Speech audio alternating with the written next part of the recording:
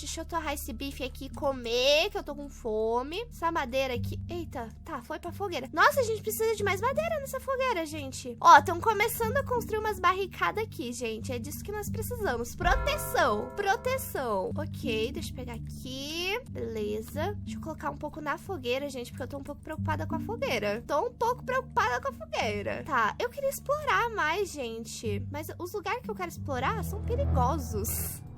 Não dá muito certo.